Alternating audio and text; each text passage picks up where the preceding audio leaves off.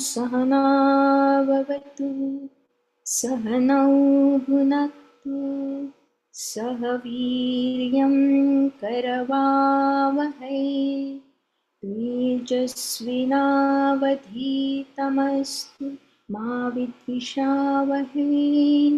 ॐ शान्ति शान्ति शान्तिः। गुरुर्ब्रह्मा गुरुर्विष्णु गुरुर्देवो महेश्वरः गुरुः साक्षात् परब्रह्म तस्मै श्री गुरवे नमः। तस्मै श्री गुरवे नमः। तस्मै श्री गुरवे नमः। अलंकापुरी पुण्यभूमि पवित्र तिथे नांदतो ज्ञानराजा सुपात्र तयाठवीता महापुण्यराशी नमस्कार माझा सद्गुरु ज्ञानेश्वरासी।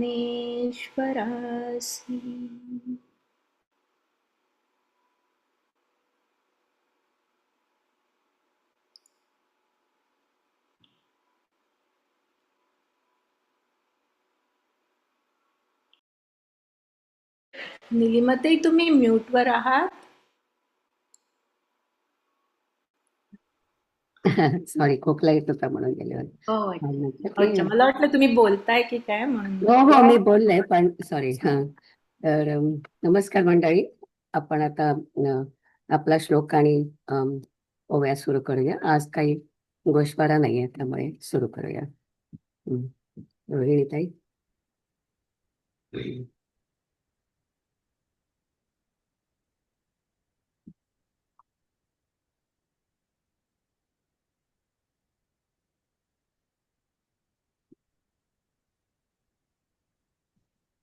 इदं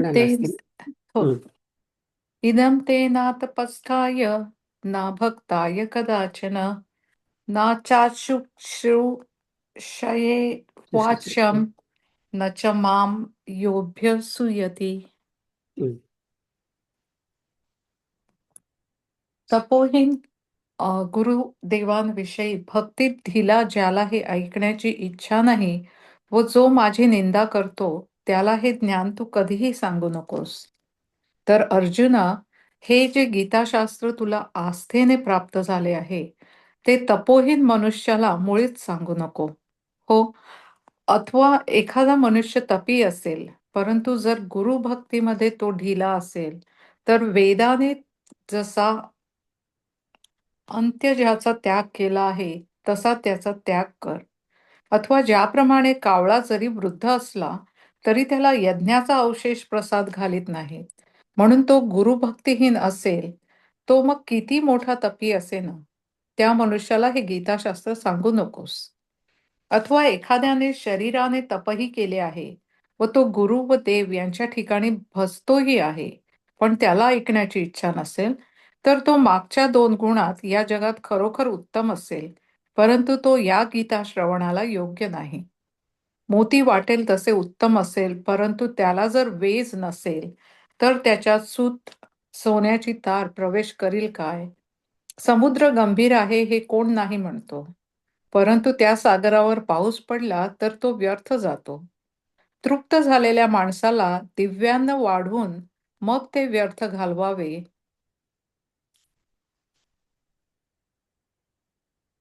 त्याऐवजी ते अन्न भुकेलेल्या मनुष्याला उदारपणाने का देऊ नये? म्हणून इतर बाबतीत वाटेल तसा योग्य असो, परंतु त्याच्या ठिकाणी जर गीता श्रवणाची चाड नसेल, तर त्याला चुकून सहज देखील गीता सांगू नकोस हो. रूप विषयाला चांगला जाणणारा डोळा आहे खरा, पण तो सुवास घेण्यासाठी पुढे करून काय उपयोग? म्हणून जेथे जे योग्य असेल ते तेथेच फळाला येते. म्हणून अर्जुना, ज्यांना गीता सांगावयाची ते तपस्वी व गुरुभक्त आहेत, हे तर पहावेच, परंतु त्यांच्या ठिकाणी जर गीताशास्त्र श्रवणाविषयी उत्कट इच्छा नसेल, तर त्यांचा त्याग करावाच. अथवा तप व गुरुभक्ती असून गीता श्रवणाच्या ठिकाणी उत्कट इच्छा आहे, अशी सामग्री जरी तू पाहिलीस, तरी पण गीताशास्त्र निर्माण करणारा व सर्व लोकांचे नियमन करणारा जो मी, त्या मला जो सामान्य समजेल, माझ्या भक्तांना व मला दुष्टपणाने बोलणारे असे जे कोणी आहेत, त्यांना तू गीताशास्त्र देण्यास योग्य असे समजू नकोस. माझ्याविषयी व माझ्या भक्तांविषयी ज्यांची त्याची पूज्य बुद्धी नसेल, तर त्याची असलेली इतर सर्व सामग्री म्हणजे दिव्या वाचून रात्रीची जशी ठाणवई असते तशी समजावी. शरीर गोरे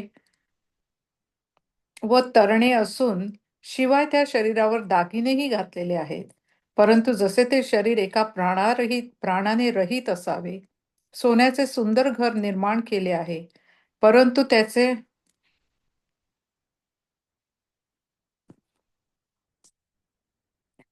त्याचे दार नागिनीने अडकविलेले जसे असावे. सुंदर दिव्यान्न तयार केलेले आहे, परंतु त्यामध्ये कालकूट विषय मिसळलेले असावे, हे राहू दे. अथवा जशी आतून कपटाने भरलेली मैत्री असावी. हे प्रबुद्ध अर्जुना, जो माझ्या भक्ताची अथवा माझी निंदा करतो, त्याचे तप, गुरुभक्ती आणि धारणा शक्ती त्याप्रमाणे व्यर्थ आहेत असे समज. अर्जुना,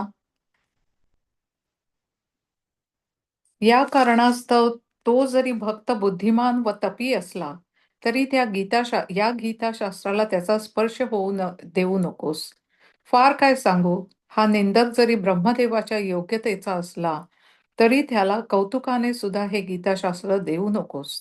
म्हणून अर्जुना, खाली तपरूपी गुंड्यांचा पाया बळकट घालून त्यावर गुरुभक्तीचे जे पूर्ण मंदिर तयार झाले आणि ज्या मंदिराचा श्रवणेच्छेचा दरवाजा सदा पुढे उघडा आहे व ज्या मंदिरावर अनिंदा रूपी रत्नांचा शुद्ध कळस ठेवला गेला आहे. आता ओव्या वाचू का? तरी तू आहे जे पार्था, गीताशास्त्र लादले आस्था, ते तपोहीना सर्वथा सांगावे ना हो. अथवा तापसुही झाला, परी गुरु भक्ती जो ढिला, तो वेदी अंत्यजू वाळीला तैसा वाळी. ना तरी पुरोडाशु जैसा, न घापे वृद्ध तरी वायसा. गीता नेंदी तैसी तापसा, गुरु भक्तिहीना. का तपही जोडे देही, भजे गुरुदेवांचा ठाई. परी आकरणनी नाही चाड जरी, तरी तो मागील दोन्ही अंगी, उत्तम होय खीर जगी. परी या श्रवण लागी, योग्यू नोहे. मुक्ता फळ भल तैसे, हो परी मुख नसे. तव गुण प्रवेशे तेथ काही. सागरू गंभीरू होय, हे कोण ना म्हणत आहे. परिवृष्टी वाया जाये, झाली तेथ. धाली या दिव्यांना सुवावे, मग जे वाया घाडावे. ते आरती का न करावे, उदारपण म्हणून योग्य भल तैसे, होतू परी चाड नसे. तरी झणे वनिवासे, देसी हे तया. रूपाचा सुजाणू डोळा, ओढवू ये काही परिमळा. जेथ जे माने ते फळा, तेथेची येगा. म्हणून तपी भक्ती, पहावे ते सुभद्रापती. परिशास्त्र श्रवणी अनासक्ती, वाळावेची ते नातरी तपभक्ती होऊनी श्रवणी आरती आथी ऐसेही आयती देखसी जरी तरी गीता शास्त्र निर्मिता जो मी सकळ लोकशास्ता तया माते सामान्यता बोलेल जो माझा सज्जनेसी माते पैशू पैशून्याचेनी आव्हाते एक आहाती तया ते योग्य न म्हण तयांची येर आघवी सामग्री ऐसी जाणावी दीप दीपे वीण ठाण दिवी रात्रीची जैसी अंग गोरे आणि तरुणे वरी लेईले आहे लेणे परी एक लेणी प्राणे सांडिले जेवी सोनयाचे सुंदर निर्वाळिले होय घर परी सर्पांगणाद्वार रुंधले आहे निपजे दिव्यान चोखट परी माझी असे काळकूट हे असो मैत्री कपट गर्भिणी जैसी तैसी तपभक्ती मेधा तयाची जाण प्रबुद्धा जो माझ यांची का निंदा माझीची करी या करणे धनंजया तो भक्तू मेधावी तपिया तरी नको बापा इया शास्त्रा आतळो देवा काय बहु बोलो निंदका योग्य स्रष्ट याही सारिका गीता हे कवतिका लागी ही नेंदी म्हणोनी तपाचा धनुर्धरा तळी दाटोनी गाडोरा वरी गुरुभक्तीचा पुरा प्रासादू जो जाला आणि श्रवणेशेच्या पुढा दारवंटा सदा उघडा वरी कलशू चोखडा अनिंदा रत्नांचा य इदं परम गुह्यं मद्भक्तेष्वभिधास्यति भक्तिं मयि परां कृत्वा मामे वैश्यत्य संशयः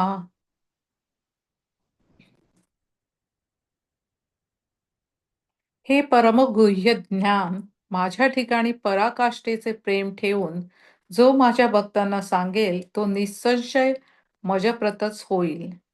अशा भक्तरूपी शुद्ध मंदिरात गीता हाच कोणी रत्नांचा ईश्वर त्याची प्राणप्रतिष्ठा कर.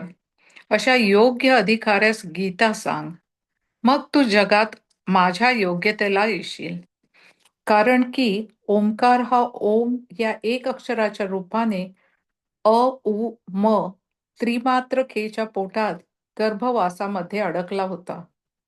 जो वेदांचे बीज, जो ओंकार, तो गीतेच्या विस्ताराने विस्तारला गेला. अथवा ही गीता म्हणजे जणू काय गायत्रीच श्लोकरूपी फळांनी व फुलांनी प्रफुल्लित झाली.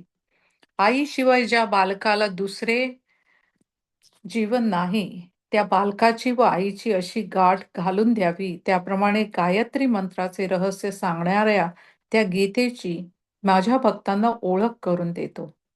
आईची व तिच्याशी अनन्य असणाऱ्या बालकाची जशी घाट घालून द्यावी, त्याप्रमाणे भक्तांची गीतेशी जो प्रेमाने भेट करील, तो देहपातानंतर मद्रूपच होईल.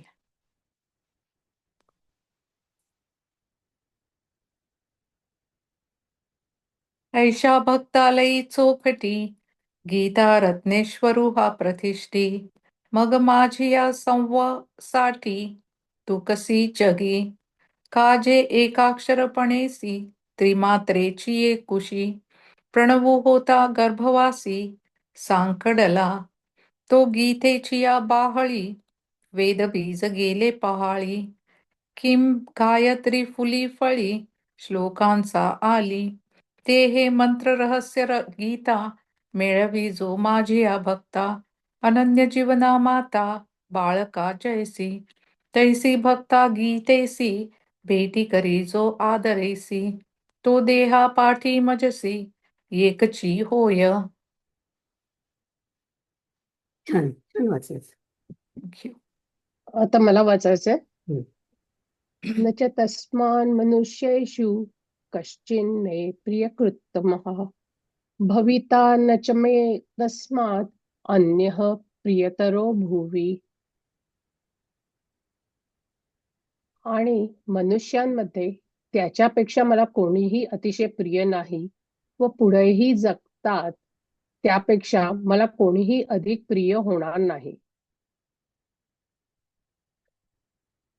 आणि शरीररूपी अलंकार घालून तो गीता सांगणारा माझ्याहून शरीरदृष्ट्या वेगळेपणाने जेव्हा असतो तेव्हाही जीवप्राणाने मला तोच आवडतो. ज्ञानी, कर्मठ व तापसी ही जी माझी अंतरंग माणसे आहेत त्यामध्ये तो गीता सांगणारा एकच मला जसा आवडतो. अर्जुना, जो भक्तजनांच्या समुदायांमध्ये गीता सांगतो तसा या सर्व पृथ्वी तलावर मला दुसरा कोणी आवडता दिसत नाही. मी गीता सांगणार आहे असा अभिमान न ठेवता केवळ मी जो ईश्वर त्या माझ्या लोभाने जो ही गीता सांगत असताना संतांच्या सभेला भूषण होतो. झाडांना फुटणाऱ्या कोवळ्या पानांप्रमाणे अंगावर रोमांच उभे करीत आणि हळूहळू वाहणाऱ्या वाऱ्याने हलणाऱ्या झाडाप्रमाणे आनंदाने शरीर डोलावीत आणि मकरंदाच्या रसाने फुले जशी डवडवतात त्याप्रमाणे डोळे आनंदाश्रूंनी भरून आणि कोकिळ पक्षाच्या पंचम स्वराप्रमाणे कंठ दाटून धन्यतेचे उद्गार बोलावयास लावीत जणू काय माझ्या भक्तिरूपी बगीच्यात हा गीता व्याख्याता रूपी वसंतच प्रवेश करतो.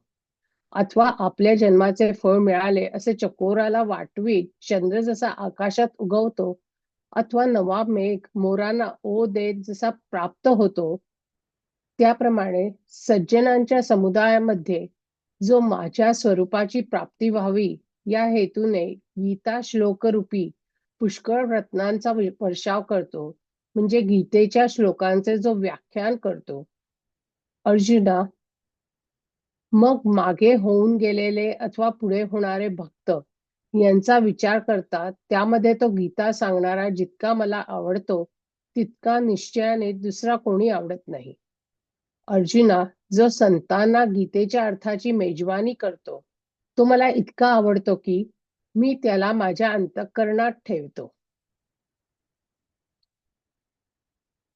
आणि देहाचेही लेडे देऊनी वेगळेपणे असे तव जीवे प्राणे तोची पडिये. ज्ञानिया कर्मठा तापसा यया खुणेचिया माणुसा माझी तो ऐकू गाचेसा पडिये मज. तैसा भूतळी आगवा आनंद देखे पांडवा जो गीता सांगे मेळावा भक्तजनांचा. मग ईश्वराचे निलोभे हे गीता पडता अक्षोभे जो मंडन होय सभे संताचिये. नव पल्लवी रोमांचितू मंदा निळे कापवितू आमोद जळे बोलवितू फुलांचे डोळे. कोकिळा कलर वाचेनी मिशे सद्गत बोलवित जैसे. वसंत का प्रवेशे मदभक्त आरामी. का जन्माचे फळ चकोरा हो तू चंद्र ये अंबरा. नाना नवघन मयुरा वो देत पावे. तैसा सज्जनांचा मेळापी गीता पद्य रत्नी उमपी. वर्षे जो माझा रूपी हेतू ठेवणी. मग तयाचे निपाडे पडियते मज पुढे. नाहीची गा मागे पुढे न्याहाळीता. अर्जुना, हा ठायवरी मी तयाते सुये जिव्हारी. जो गीतार्थाचे करी परगुणे संता. अध्यक्षते चम इमं धर्मं संवादमावयो. ज्ञानयज्ञेन तेहानम् इष्टा स्यामिति मे मतिः.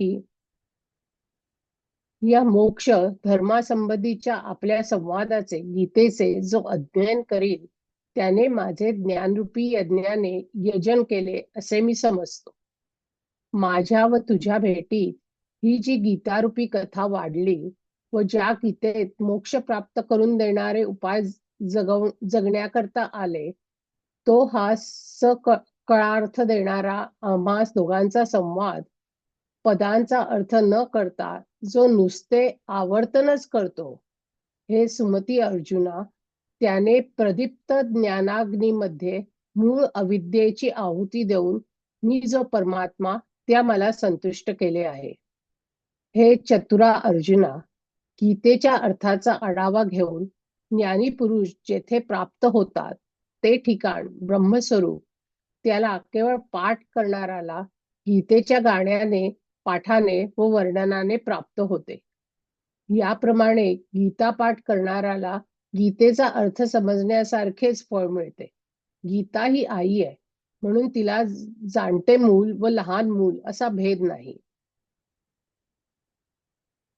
पै माझिया तुझिया मिळणी, वाढीनली जे हे कहाणी, मोक्ष धर्म काजिणी, आलासे जेथे तो हा सकळा अर्थ प्रदू, आम्हा दोघांचा संवादू, न करिता पदभेदू, पाठेची जो पढे, तेणे ज्ञान नळी प्रदीप्ती, मूळ अविद्येची आहुती, तो शविला होय स्मती, परमात्मा मी, घेऊन गीतार्थ उगाणा, ज्ञानीये जे विचक्षणा, ठाकिती ते गाणा वाणा, गीतेचा तोल आहे.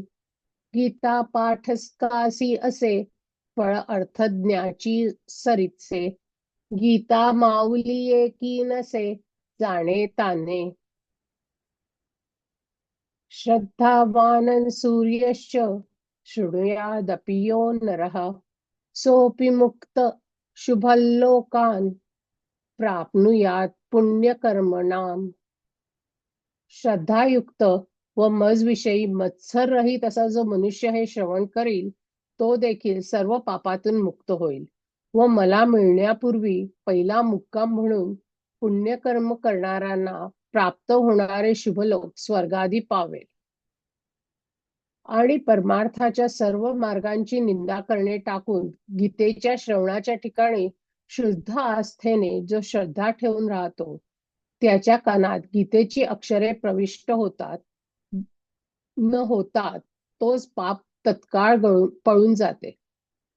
जसा अरण्यामध्ये अग्नी एकदा शिरला असता त्या अरण्यातले राहणारे प्राणी जिकडे वाट सापडेल तिकडे पळतात, अथवा उदय पर्वताच्या रांगांवर सूर्य झळकण्याबरोबर अंधार आकाशाच्या पोकळीत नाहीसा होतो, त्याप्रमाणे जेथे गीतेचा गजर कानरूपी महाद्वारात होतो, तेथे सृष्टीच्या आरंभापासूनचे ऐकणाराचे पाप जाते. याप्रमाणे पुढील जन्म परंपरा स्वच्छ, शुद्ध व पुण्यरूप होते. याहीपेक्षा आणखी अलोट फळ प्राप्त होते. कारण की या गीतेची जितकी अक्षरे कानाच्या वाट्याने अंतःकरणात आत शिरतील, तितके पूर्ण अश्वमेध होतात. म्हणून गीता श्रवणाने पापे जातात आणि धर्माचा उत्कर्ष होतो.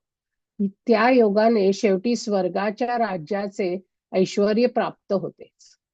तो मजकडे येण्याकरता पहिला मुक्काम स्वर्गात करतो. मग जेथपर्यंत त्याला वाटेल तेथपर्यंत स्वर्गभोग भोगतो आणि नंतर मलाच येऊन मिळतो. अर्जुना, ऐकणाऱ्याला व वाचणाऱ्याला याप्रमाणे गीता ही मी जो ब्रह्मानंद त्या रूपाने फलद्रूप होते. यावर फार काय सांगू, एवढ्याकरता हे राहू दे. परंतु ज्या कारणाकरता गीताशास्त्र तुला सांगण्याची खटपट केली, त्या तुझ्या कामाविषयी विचारू. आणि सर्व मार्गी निंदा सोडून या आस्था पै शुद्धा, गीता श्रवणी श्रद्धा उभारी जो, तयांचा श्रवणपुटी गीतेची अक्षरे जव पैठी, होती ना तव उठा उठी फळेची पाप, अटविये माझी जैसा वन्ही रिगता सहसा, लंगिती का दिशा वनौके तिये, का उदया चळकुळी झळकता अंशुमाळी, तिमिरे अंतराळी हारपत्ती, तैसा कानांचा महाद्वारी गीता गजर जेथ करी, तेथ सृष्टीची आदिवरी जायची पाप, ऐसी जन्मवेली दुवट होय पुण्यरूप चौखट, याही वरी अचाट लाहे फळ, जे इये गीतेची अक्षरे जेतुली का कर्णद्वारे, रिगती ते तुले होती पुरे अश्वमेधकी. म्हणून श्रवणे पापे जाती आणि धर्म धरी उन्नती. तेणे स्वर्ग राज्य संपत्ती लाहेची शेकी. तो पै मज यावया लागी पहिले पेणे करी स्वर्गी. मग आवडे तव भोगी पाठी मजसी मिळे. ऐसी गीता धनंजया ऐकतया आणि पडतया. फळे महानंदे मिया बहुकाय बोलो. या कारणे हे असो परिजया लागी शास्त्रातिसो. केला ते तव तुझ पुसो काज तुझे.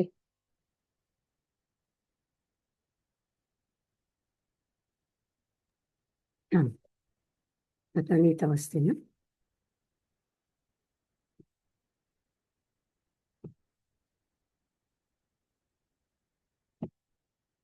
नीता.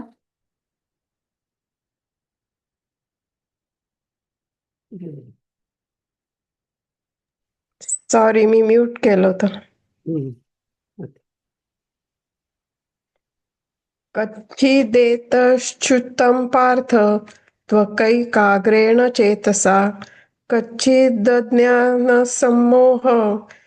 प्रणश्यष्टे धनंजय. हे पार्था, तू एकाग्र चित्ताने हे सर्व श्रवण केलेस ना. हे धनंजया, तुझा अज्ञानापासून उत्पन्न झालेला मोह पुरा नष्ट झाला ना. तर अर्जुना, हा सर्व शास्त्र सिद्धांत तू एकाग्र चित्ताने श्रवण केल्यावर तो तुझ्या मनात ठसला किंवा नाही, सांग बरे. आम्ही जसा ज्या रीतीने या गीताशास्त्राचा कानांना हिशोब दिला तसाच तो तुझ्या कानांनी तुझ्या चित्तात आणून दिला की नाही, अथवा मध्येच त्याची सांडलवंड झाली किंवा किंवा अनादाराने ते टाकून दिले. जसे आम्ही तुला सांगितले तसेच जर तुझ्या अंतःकरणापर्यंत पोचले असेल तर मी जे विचारीन ते लवकर सांग. अरे अर्जुना, स्वस्वरूपाच्या अज्ञानापासूनच उत्पन्न झालेल्या मोहाने तुला मागे भ्रमात पाडले होते, कर्तव्य परामुख केले होते. तो मोह अजून आहे की नाही हे फार काय विचारू. सांग, अमुक एक कर्म मी करीन अथवा अमुक एक कर्म मी करणार नाही, हे केवळ आपल्या हाती म्हणजे तुझ्या हाती आहे असे तुला अद्याप वाटते काय. अर्जुन, हा पूर्ण आत्मनानंदरूपी रसाने विरघळून जाईल म्हणून या प्रश्नाच्या निमित्ताने अर्जुनाला भेदाच्या स्थितीत आणला. अर्जुन पूर्ण ब्रह्म झाला तरी पण पुढील कार्यार्थ साधण्याकरिता देहस्मृतीची मर्यादा श्रीकृष्णनाथ उल्लंघू देईना. एरवी तो सर्वज्ञ श्रीकृष्णनाथ आपल्या उपदेशाचा परिणाम जाणत नव्हता काय. परंतु वर सांगितलेल्या कारणाकरिताच देवाने प्रश्न विचारला. याप्रमाणे प्रश्न करून नसतेच अर्जुन पण नाहीसा झालेला अर्जुनाचा देहाहंकार आणून देवाने आपण अर्जुनाला प्राप्त झालेली पूर्ण स्थिती स्वतः अर्जुनाला बोलावयास लावली. मग क्षीरसा हा खूप महत्वाचा मुद्दा आहे की या श्लोकामध्ये आपल्याला सांगितलं की अर्जुनाला एकरूप व्हायचं होतं आत्मज्ञान घेऊन, पण देवाने पुन्हा त्याला शुद्धीवर आणलं, म्हणजे त्याला द्वैताची आठवण करून दिली. आणि मग आता कारण द्वैत केल्याशिवाय त्याला त्याचं कार्य करता येणार नाही, म्हणून त्याला पुन्हा द्वैतामध्ये आणलं. मग क्षीरसागरातून बाहेर निघून आपल्या किरणांच्या समुदयाने अलंकृत असा पूर्ण चंद्र क्षीरसागरापासून स्वरूपाने वेगळा न होता जसा आकाशात निराळा झालेला दिसतो, त्याप्रमाणे प्रथम मी ब्रह्म आहे अशा समजुतीवर असतो त्यावेळी जगाचे भान नाहीसे होते. मग जगच ब्रह्मत्वाने भरून गेलेले आहे असे वाटते. नंतर ही समजूत देखील तो सोडून देतो. तरी ब्रह्मणपण सुद्धा आपोआप जिरून जाते. म्हणजे कधी मी ब्रह्म अशा स्फुरणारा राहून तर कधी त्याही स्फुरणाला टाकून सहज स्थितीवर असा असतो. याप्रमाणे केव्हा मी ब्रह्म हे स्फुरण टाकीत व केव्हा मी ब्रह्म हे स्फुरण घेत, तो देहाच्या हद्दीवर मी अर्जुन या नावाने मोठ्या कष्टाने उभा राहिला. मग थरथर कापणाऱ्या तळहातांनी रोमांच उभे राहिलेले दाबून, सर्व अंगावर आलेल्या घामाचे बिंदू जिरवून, प्राणक्षोभाने श्वासोश्वास अव्यवस्थित होत डोलणाऱ्या अंगाला अंगाचाच आधार देऊन, आपणच आपल्या ठिकाणी जरा तकवा धरून, हालचालीला विसरून स्तब्ध राहिला. दोन्ही डोळ्यांच्या कडातून आनंदाश्रुरूप अमृताचे लोट वाहत होते. त्यांना आवरून नाना प्रकारच्या उत्कंठेच्या गर्दीने गळ्यात बांध बसला होता, कंठ दाटला होता. त्या उत्कंठाची गर्दी हृदयात दाबून वाचा विस्कळीत झाली होती. ती प्राणाने सावरून क्रमरहित श्वासोच्छ्वास जागच्या जागी व्यवस्थित करून, तरी सांग पांडवा, हा शास्त्र सिद्धांतू आगवा, तुझ एक चित्ते फावा गेला आहे. आम्ही जैसे जयारीती उगणिले कानाची हाती, येरी तैसेची तुझ्या चित्ती पैठे केले की. अथवा माझ्यारी गेले सांडी व विखुरी, किंवा उपेक्षेवरी वाळूनी सांडिले.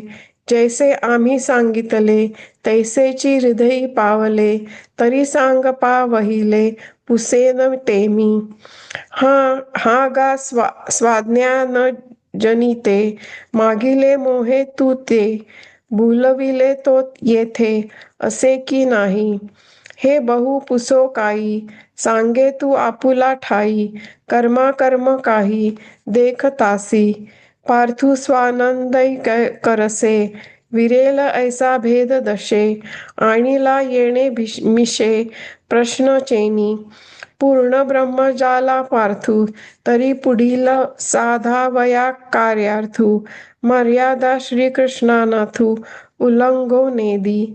एरवी आपुले करणे, सर्वज्ञ काय तो नेणे, परी केले पुसणे याची लागी. एवं करोनिया प्रश्न, नसतेची अर्जुनपण, आणुनिया झाले पूर्णपण, ते बोलवी स्वये.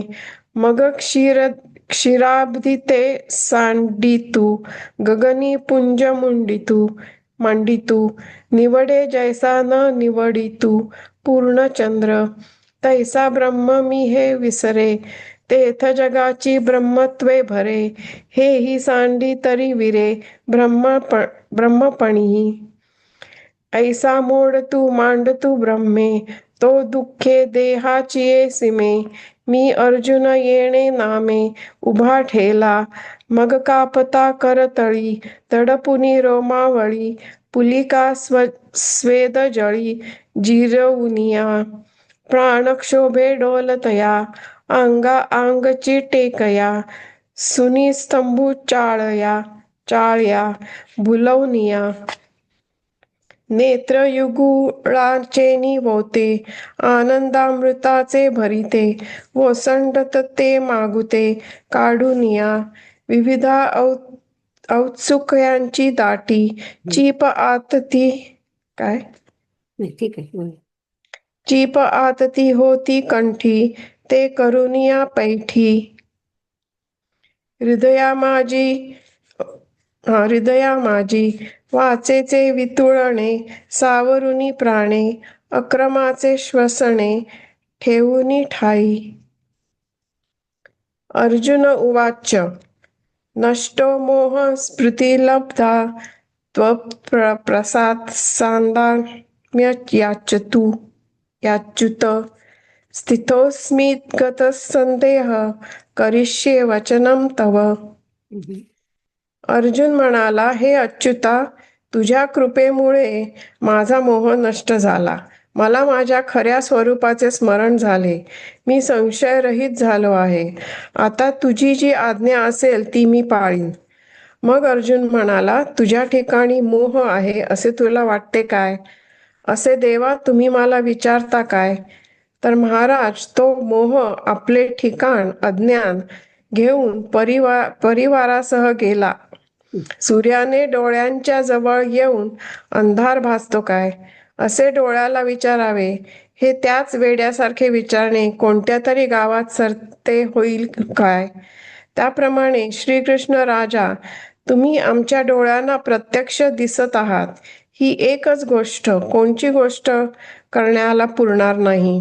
म्हणजे केवळ तुमचे दर्शनच वाटेल ती गोष्ट करण्यास समर्थ आहे. शिवाय जे कोणत्याही उपायाने जाणता येणार नाही ते आईपेक्षा अधिक प्रेमाने तू तोंड भरून सांगतोस. आता महाराज, माझ्या ठिकाणी मोह आहे की नाही असे आपण काय विचारता? मी तुझ्या स्वरूपाच्या प्राप्तीने कृतकृत्य झालो पहा. मी अर्जुन आहे अशा देहातात्म्याने अडकलो होतो. तो तुझ्याशी ऐक्य पाहून मुक्त झालो. आता तू पुसणे व मी सांगणे या दोन्ही गोष्टी उरल्या नाहीत. तुमच्या प्रसादाने प्राप्त झालेल्या आत्मबोधाने त्या मोहाचे मूळ अज्ञान मी आपल्या ठिकाणी शिल्लक राहू देणार नाही.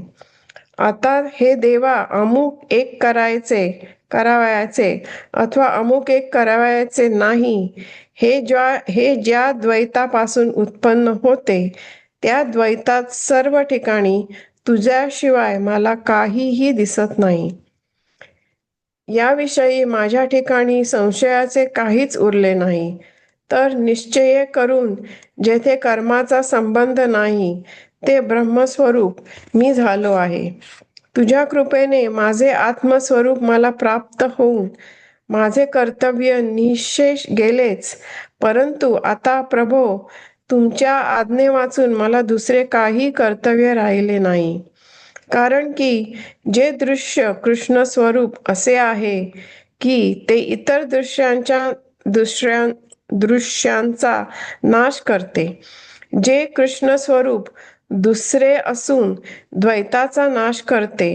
जे कृष्ण स्वरूप एकच आहे पण सर्व देशात सर्व काळ वास्तव्य करते. ज्याच्या संबंधाने संसार बंध नाहीसा होतो. ज्याची आशा केली असता इतर सर्व आशा नाहीशा होतात व जे भेटले असता आपल्या ठिकाणी सर्व भेटते. ज्याच्या प्रेमाकरिता अद्वैत बोधाचे उल्लंघन करावे लागते व जी एकाकीपणाला मदत करते अशी माझी गुरुमूर्ती तू आहेस. आपणच स्वतः ब्रह्म होऊन कृत्य व अकृत्य यांचे प्रयोजन नाहीसे करून आणि मग ज्याची अमर्याद सेवा करावी. गंगा समुद्राचा उपभोग घेण्यास गेली आणि समुद्राजवळ जाताच समुद्र झाली. समुद्राने जसे तिला आपले पद दिले त्याप्रमाणे ज्याने आपल्या भक्तांना आपल्या पदाची उत्तम वाट दिली तो तू माझ्या निनिर्मित कोणाच्याही अपेक्षेने गुरुपद पावलेला नव्हे असा व सेवा करण्यास योग्य असा गुरु आहेस व आपल्या शिष्याला ब्रह्मरूपात देणे हा तुमचा स्वभावच आहे.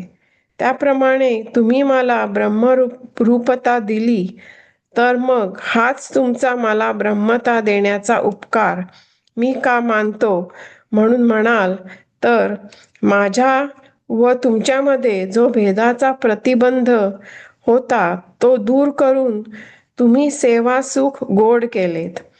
हे सर्व देवातील श्रेष्ठ देवराया, तू आता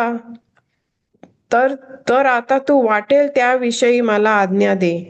मी तुझ्या आज्ञेप्रमाणे करीन. अर्जुनाच्या या बोलण्याने देव सुखाने भुलून नाचू लागले व म्हणाले की सदा सफळ असणारा विश्वाचे फळ व साध्य जो मी, त्या मला हा अर्जुन फळ झाला. आपला मुलगा जो चंद्र त्याने उणेपणा टाकून तो पूर्ण झाला आहे असे पाहून क्षीरसमुद्र आपली मर्यादा विसरतच नाही काय? याप्रमाणे संवादाच्या बाहुल्यावर कृष्ण व अर्जुन या दोघांमध्ये ऐक्यतेचे लग्न लागलेले. ते दोघे स्वरूपैक्यतेला पावलेले पाहून संजय आनंदाने उचंबळला. त्या आनंदाच्या भरतीने मग संजय धृतराष्ट्राला म्हणाला, महाराज, आपण दोघे व्यासांकडून कसे रक्षिले गेलो. ऐका, आज जगातील पदार्थ पाहण्याची जी चर्मदृष्टी तीही ज्या तुम्हास नाही, त्या तुम्हाला अतींद्रिय पदार्थ दाखविणाऱ्या ज्ञानदृष्टीच्या व्यवहारात आणले. आणि रथ चालविण्यास जे घोडे लागतात ते घोडे घेण्यासाठी तुम्ही ज्या आम्हाला ठेवले, त्या आम्हाला या गोष्टी श्रीकृष्णार्जुनाचा संवाद व्यासकृपेने ऐकण्यास मिळत आहेत. शिवाय आणखी युद्धाचा अनर्थ असा भयंकर आरंभिला आहे की या युद्धामध्ये उभय पक्षांपैकी कोणीही पराभूत झाले तरी त्यात आपलाच पराभव होईल, कारण दोन्ही सैन्ये एकाच कुळातील आहेत. व्यासांचा कसा बलवत्तर अनुग्रह की युद्धासारखे केवढे संकट पण निरावरण ब्रह्मानंद आपल्याकडून भोगवित आहेत. असे संजय बोलला, परंतु धृतराष्ट्रावर त्याचा काहीच परिणाम झाला नाही.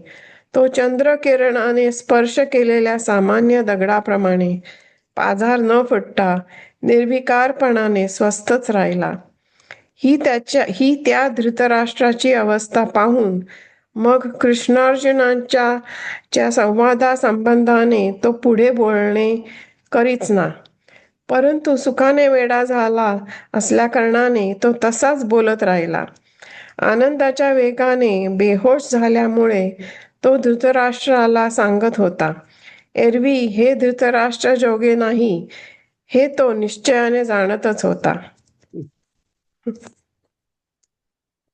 मग अर्जुन म्हणे, काय देवो पुसता ती आवडे मोहो, तरी तो सकुटुंब गेला जी ठावो घेऊनी आपला.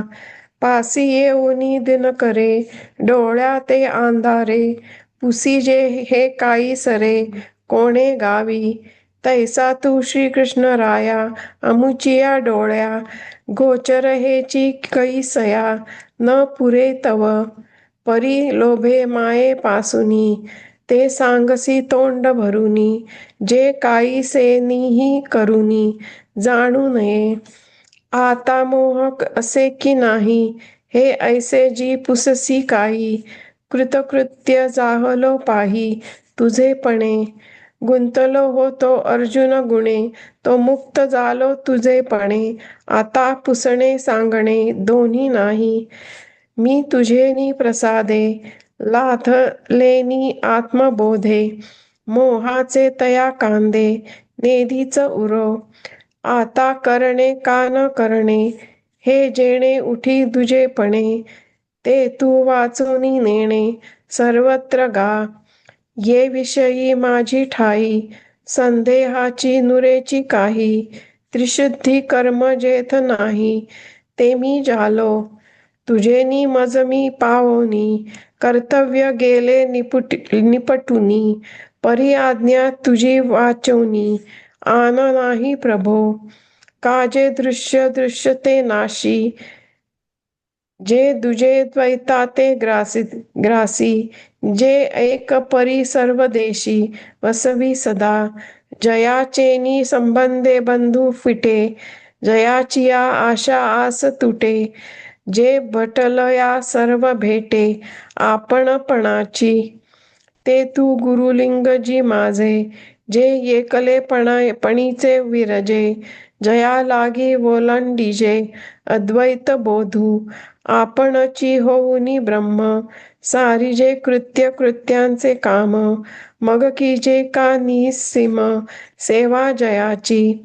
गंगा सिंधू सेवू गेली पावतांची समुद्र झाली, तेवी भक्ता सेल दिधली निज पदाची.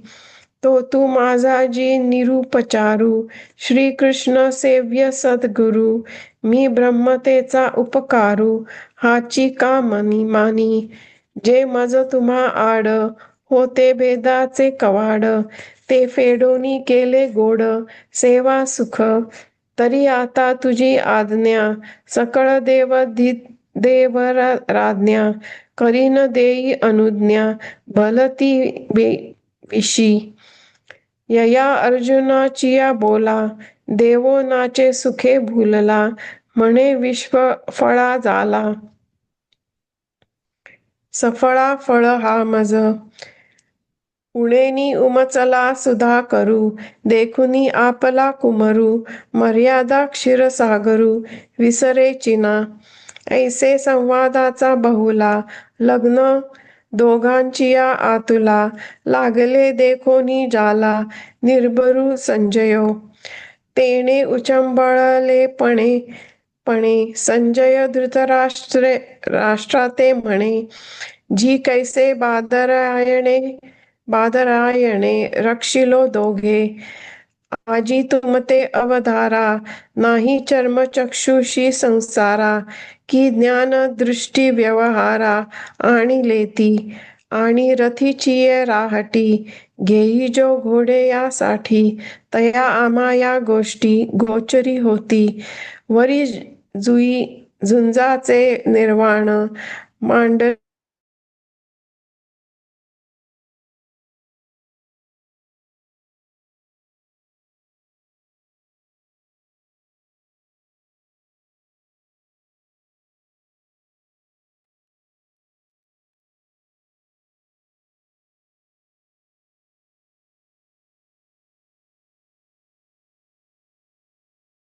हे देखोनी तयाची दशा, मग करीची ना सरिसा, परी सुखे जाला पिसा, बोलतसे भूलविला हर्ष वेगे, म्हणून धृतराष्ट्रा सांगे, एरवी नवे तया जोगे, हे करी जाणे.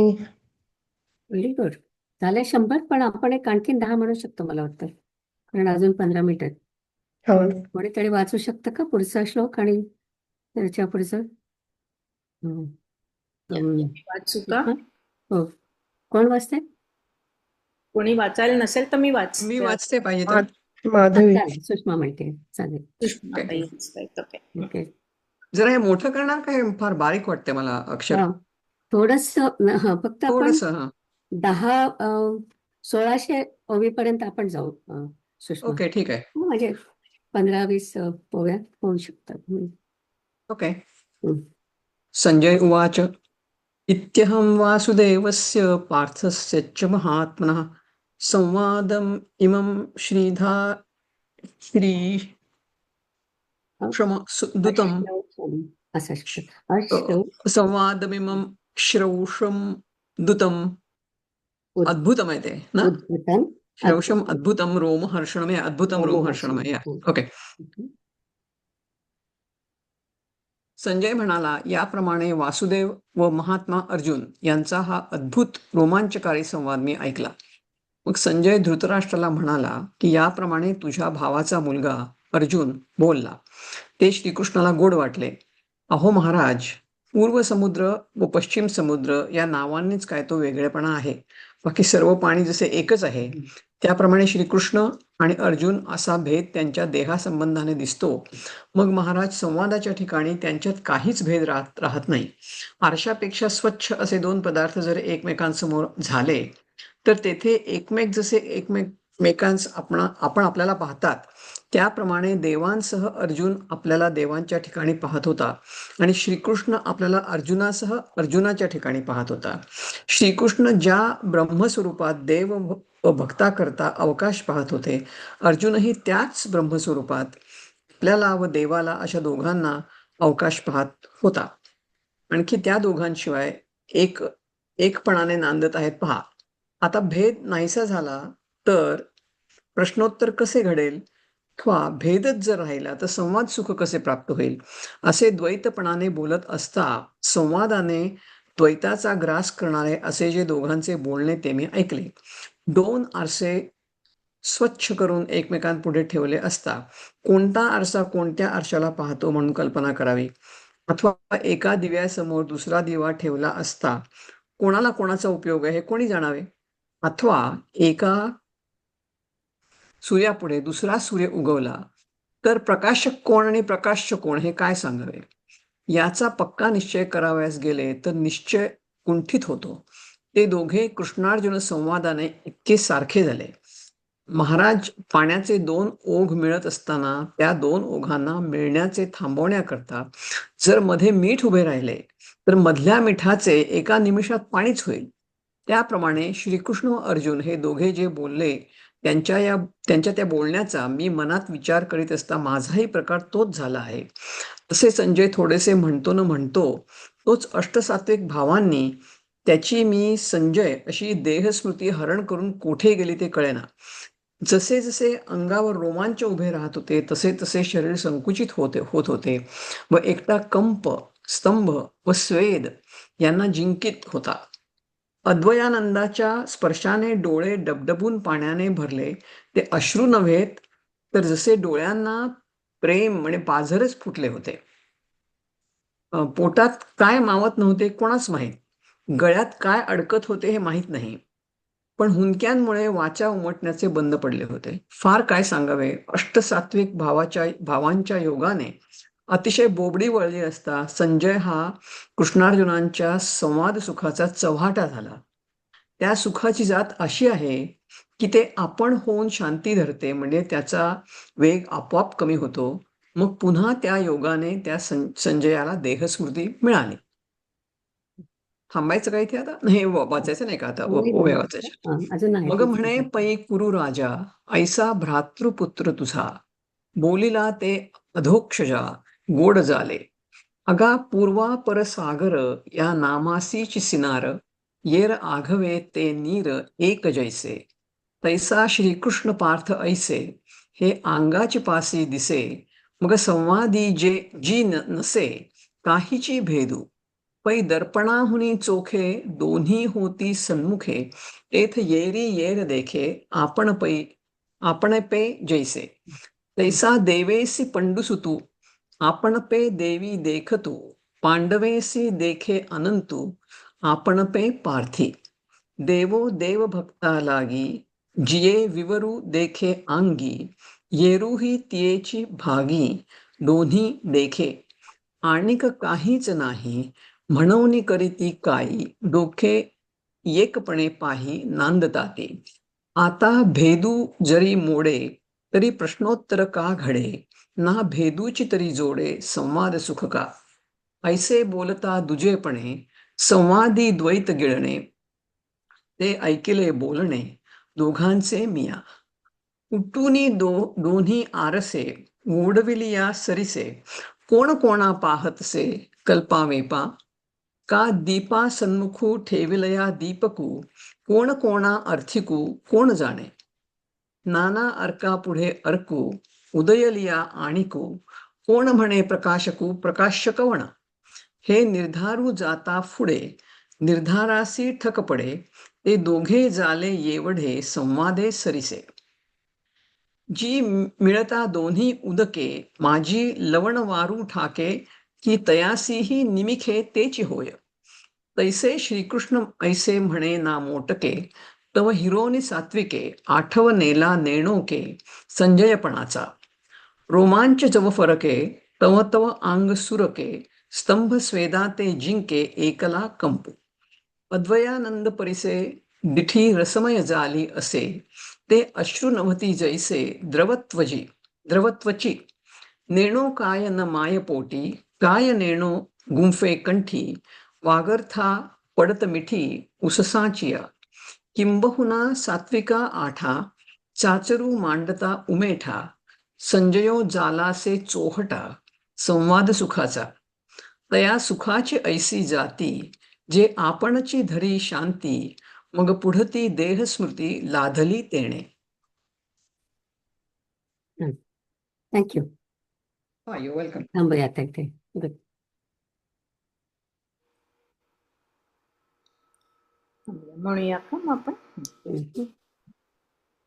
आता विश्वात्मके देवे येणे वाग्यज्ञे तोषावे तोषो नियामज द्यावे पसाय दान हे जे खळांची व्यंकटी सांडो तया सत्कर्मी रती वाढो भूता परस्परे पडो मैत्र जीवांचे दुरितांचे तिमिर जावो विश्वस्वधर्म सूर्ये पाहो जो जे वांछील तो ते लाहो प्राणिजात वर्षत सकाळ मंगळी ईश्वर निष्ठांची मांदियाळी अनवरत भूमंडळी भेट तू भूता चला कल्पतरूंचे आरव चेतना चिंतामणीचे गाव बोलते जे अर्णव पियुषांचे चंद्रमे जे अलांछन मार्तंड जे तापहीन ते सर्वाही सदा सज्जन सोय रे होतु किंबहुना सर्वसुखी पूर्ण हो नीतिः लोकी भजी जो आदिपुरुषी अखंडिता आणि ग्रंथोपजीविये विशेषी लोकीये दृष्टादृष्टविजये होवावेजी येथ म्हणे श्री विश्वेश्वराहू हा होईल दान कसाओ येणे वरे ज्ञानदेवो सुखिया झाला सुखिया झाला सुखिया झाला ओम पूर्णमद पूर्णमिदं पूर्णात् पूर्णमुदच्यते पूर्णस्य पूर्णमादाय पूर्णमेवावशिष्यते ओम शांति शांति शांति